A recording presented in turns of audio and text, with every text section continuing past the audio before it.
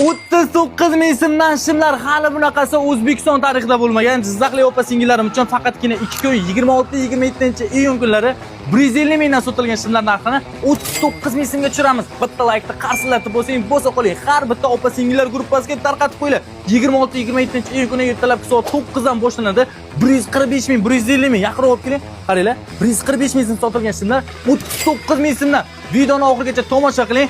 5 ta juda ham zo'r mahsulot narxini keskin tushirdim. Faqat oxirigacha tomosha qilib, darhol dugonalar gruppasiga tarqatib qo'yinglar. 39 ming so'mdan boshlanadi shimlar. Sonlari juda ham ko'p. Siz kadrlarda ko'rib turgan mijozlarimiz juda ham ko'p keldi. O'tgan safar ko'pchilik yetmay qoldi. Bu safar endilikda sonlarni juda ham ko'p olib keldik. Aniq sizga ham yetadi. Shoshiling. Opa-singillarim duo qilib qo'yadi. 120 ming, 140 mingdan sotilgan ushbu mahsulotni endilikda siz 69 ming so'mdan xarid qilsangiz bo'ladi. Haqiqiy rostakasinga Xitoy mahsuloti bo'ladi.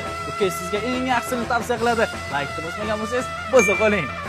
Opa-singillarim uchun Xitoy futbolkalarida topib qo'ydim. 85 ming so'm sotilar ekan. Akam qalbiga qo'l soldim. 35 ming so'mdan kelib olib ketsanglar bo'ladi. Voy, hamma gruppalarga tarqatib tashlaylar.